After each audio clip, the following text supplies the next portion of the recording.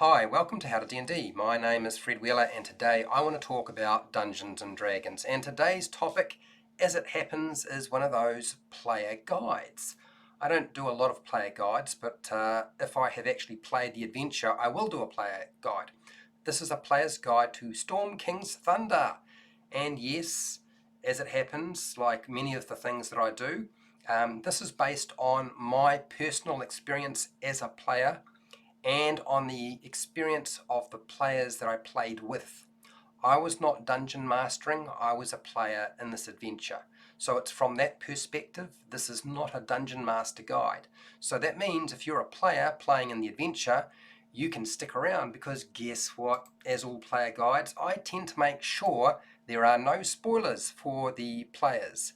That means this giant monster of a campaign has no spoilers. I'm not going to reveal any of that sort of information whatsoever. Instead, I'm going to give you some very general tips and guides with regard to what I think you will find more useful in terms of playing through this adventure. First thing, I want to make it clear, don't expect me to do a whole lot of stuff with classes, races, backgrounds, feats, multi-classing, all that sort of stuff, all the mechanical stuff. There's just a very small tip of the iceberg that I will cover with that because I don't really think it's that important. Okay, number one is the Ranger Hunter archetype. With the Giant Killer option, we'll carve it up in combat. If you want to look at things in terms of how to be more efficient in combat, then certainly I think that's a good choice. And it makes sense given the sort of environment you're going to be exploring when you're going through the adventure. That was some advice that I was given from one of my more power gamey friends, you might say. The next thing that I found, and so did many of the other players at the table, and that is the giant language. If you can have somebody with the giant language, it's very important if you want to talk to giant kind. Of course, I would recommend talking to the giants rather than going straight for combat and turning it into a fight if I were you. But that's really completely up to you and your group, right? Number three would be any other advice, as I said, on classes, races, backgrounds, and feats is really not vital, because I would like to point out that just about any class, race, and background or feat in the right player's hands can be very effective no matter what the campaign is. So I don't really think you need to worry quite so much about that sort of stuff. This adventure is so broad, covers so many different aspects that you don't really need to worry about focusing on one thing because it would be, the right thing to do in this adventure. Not like that at all. Okay, number four, I would personally avoid melee. Close quarter combat with giants is really bad. Okay, so avoid melee combat with giants. Very helpful for a longer life for your character, unless of course you want to have lots and lots of characters and die as often as possible. I recommend as a combat tactic going with the don't rush in and kill everything. Go with a different technique and tactic. Don't rush in and go with let's just kill everything. I would suggest using ranged attacks and using cover. Total cover is better than partial cover or 3/4 cover. So if you can pop out from total cover, take your shot and then duck back behind cover, a much better thing to do, simply because it's better for your health. You don't need to worry about giants throwing rocks at you or a variety of other things. And from time to time, you'll probably come across giants, because this adventure is very much about giants, who may potentially be casting spells as well. But rocks, getting a rock hurled at you isn't a lot of fun. Surprise attacks will give you a drastic advantage in battle. So I would recommend sneaking around. Walking up to the door, knocking on the door when you know that they don't want you to be there, not a smart idea. Use invisibility, be stealthy, use sneak attack whenever you have the opportunity if you are a rogue. Be really careful. Don't just rush on in, as I've said. Rest after battles. And I would suggest resting after just about every battle, if you can get away with it. That is, if your dungeon master doesn't use random encounters or put you in a location, or you are in a location where there's a lot of danger and you just can't rest. Now the reason being is that giants hit really hard and they will mess you up big time. So you're going to have to use potions, healing spells, taking those hit dice and using them during a short rest, even the long rest. But if you can't get a long rest in, a short rest is good enough. Number 9 is receiving a critical hit from a giant, whether that be up close or at range when they're hurling rocks at you, will put your character down. So my advice to you is bring a cleric. Not just a class that can heal you, but a class that can raise you from the dead, or Revivify is a very good spell. It's low level, doesn't have a lot of huge requirements compared to Raise Dead. Even Reincarnate is better than nothing. Okay, number 10 in terms of the advice I have for you is the adventure goal is not clear during the beginning of the story. And it probably shouldn't necessarily have to be. So you have to kind of wait for the concept behind the story to reveal itself. And it all depends on your dungeon master, how fast they will sort of reveal what you're supposed to be doing. Just play along, it will come up, but it's not usually very clear straight away. When I was playing the adventure, we were sort of unsure. We knew it was about giants, we knew that there was something going on, but we didn't really know exactly what was going on, and it really took a little bit of time to reveal that information to us. There's like 100+ side quests in this adventure that aren't connected to the main quest. Now that's a good thing and a bad thing. Don't get distracted. It's very easy as a player, if the dungeon master drops these in front of you, to get completely distracted and wind up going off and doing all these little side quests and just forget about the main quest. Players will lose the main adventure thread and goal, and when you get lost, it's not your fault as the player. Whose fault is it? Who do we blame? We could blame the designers of the adventure, we could blame the dungeon master, but it's usually not your fault if you get lost and don't know what the main thread of the story is and what you're supposed to be doing. Now, how can you solve that problem? Well, as it happens, great note-taking by players on the adventure doesn't solve the problem of actually trying to follow the central adventure storyline. You will get lost. That's a guarantee. It actually requires you to sort of read between the lines, and not just read between the lines, you need a lot of help from your dungeon master. So ask lots of questions, even if these questions are sort of outside of the character playing through the adventure, just to help you along. Otherwise, it can be quite difficult.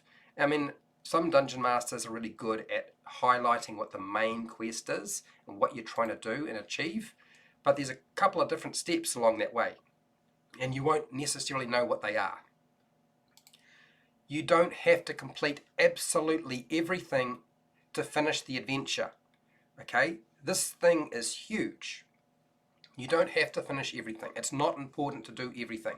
I'm sure there will be dungeon masters who would like to use all the material in the adventure, but you don't actually have to follow that pathway, simply because you can still achieve the goal of the adventure without completing absolutely every side adventure and every sort of minor goal rather than major goal. Groups smaller than 4 players will struggle, and my suggestion to you is try and get more players. If you can't get more players to play at your table so you have a group of 4 players, ask your dungeon master if you can use a sidekick or an animal companion. That would be probably an easy solution for dealing with the threats. Some threats in this adventure can seem completely overwhelming, and they will be. And I'm not just talking about combat.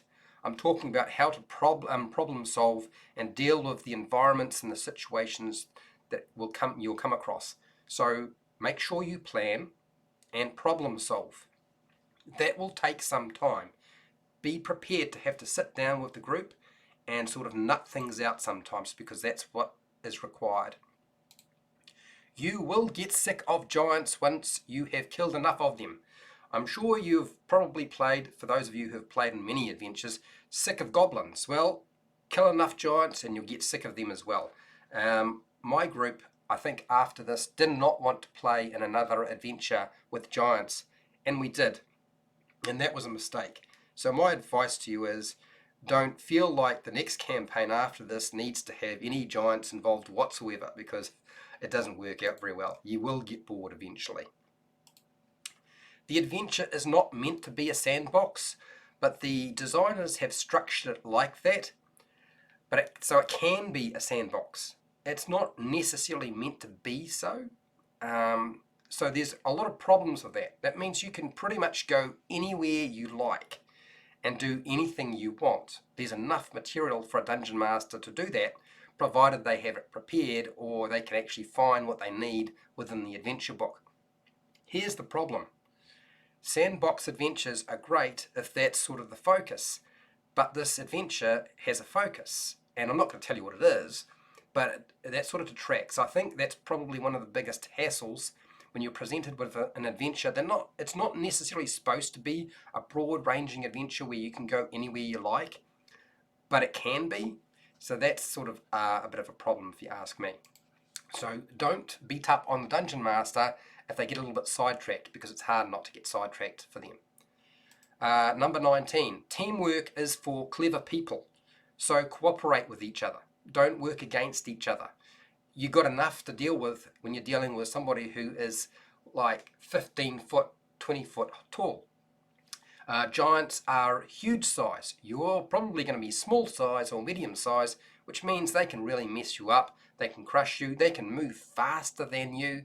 I mean, they've got pretty much every advantage over you you can possibly imagine. So yeah, make sure as a team you cooperate, work together. My suggestion, like all session zeros, now hopefully your Dungeon Master does a session zero, and I would request one if I were you.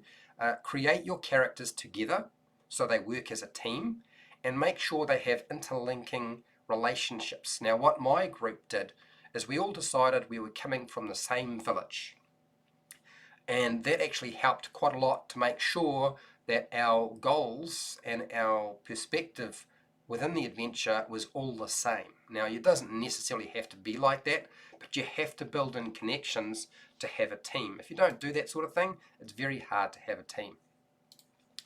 I would suggest to you to select a faction for your character. You don't all have to have a faction for your character, but it's really good if you have a network of contacts that can help you, because there's lots of things going on, and a lot of the information you require you can't readily access on your own. So having access to a faction is a huge advantage. Of course, like I said, you don't have to select a faction if you don't want to. Other than that, have a rollicking good time, and remember, it's not always about killing giants. Sometimes it's better to try something else. Now, I'm hoping that this was useful to you in some way. I have been very broad in my advice, although it is still keyed very much to this adventure rather than to any generic adventure you might come across. There is some generic information in there. I have many player guides for different pre-made adventures that you're welcome to go and check out. I believe I've done the Lost Mine of Phandelver, I've done the Curse of Strahd, I've done Princes of the Apocalypse. So these are all adventures that I've either dungeon mastered or played in, and I'm sure you'll find them useful if that's the sort of thing you're after. Otherwise, if you're a dungeon master or player and want general advice, I have hundreds of videos on every topic you can possibly imagine. You're welcome to go and check those out.